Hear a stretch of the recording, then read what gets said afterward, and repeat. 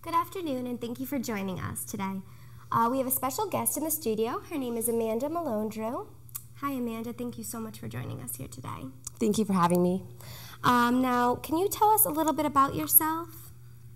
Yep, well, as you said, my name is Amanda. I'm a senior at Rhode Island College, and I'm here today to talk about adoption and my life and what happened with my adoption. All right. Now, how old were you when you were adopted? Legally, I was adopted when I was 4 years old, but I've been living with my adoptive family since I was 14 months. Oh, nice. Now, do you have any siblings? I do. It's a little complicated, but my parents were married before. My dad had a previous wife and had 2 children, a son and a daughter, and so they are my brother and sister, and they are 40 and 41. I then have 3 biological siblings, 2 sisters and a brother, and they are 25, 26, and 23. Great. Now, did you always know that you were adopted? My parents definitely never tried to hide the fact that I was adopted, but because I was adopted at such a young age, I don't remember having a specific conversation about being adopted. I think it was just always a known fact. My parents tried to make me as involved as I possibly could be with my other biological siblings that were adopted into other homes. That's great. Now, have you ever wanted to find your biological parents? I really have had no desire to find my biological parents.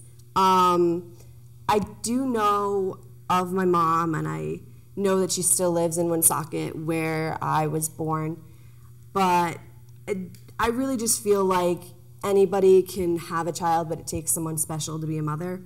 So I have the world's greatest mom, so why would I need to find someone else? Yes. Now that I do know that she contacted you recently, can you tell us a little bit about how she contacted you and if you decided to talk to her and build a relationship with her? I definitely did not decide to build a relationship with her. She contacted me about a month ago via Facebook. My biological sister has just had a child, so it would have been my biological mother's first grandchild. So I think that kind of sparked her interest. But my decision to not respond to her contact was just because I have everything I need. My life is great. I have parents who would go over the moon for me. So I don't really need anybody else. If I did want to contact her, if anything, it would be thank you for making the right decision. Oh, yeah. Well, that's great. Have you ever considered in the future adopting when you have a family of your own? I would consider adopting. It is a big challenge to take on depending on the circumstances from which the child came. Like if it's just an open adoption, that makes it a little bit easier. But if the child is removed from their home by Child Protective Services like I was, it makes it a little bit more complicated. There's roadblocks, there's stuff that gets in the way, and you do have to kind of deal with certain issues. Like, for instance, in my case, even after I was adopted, my biological mother was still trying to claim me as a dependent on her taxes. So I ended up having to get like my social security number changed. So that's some of the roadblocks that you do face when you're like taken out of the home, not like the mother just is giving you up for adoption. Wow, I can't even imagine that. Now, what advice would you give a child who's been adopted into a family or a family who is thinking about adopting?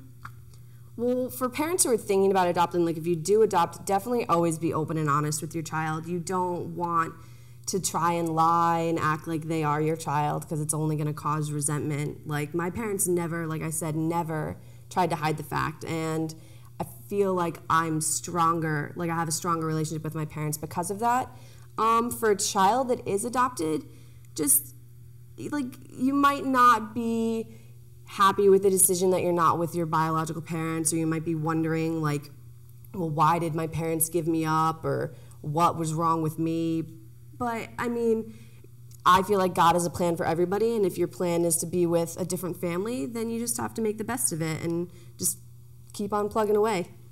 Well, Amanda, thank you so much. That's all the time we have today. I want to thank Amanda again for coming in to talk to us and sharing her story. I'm Brianna Devine, and thanks for tuning in.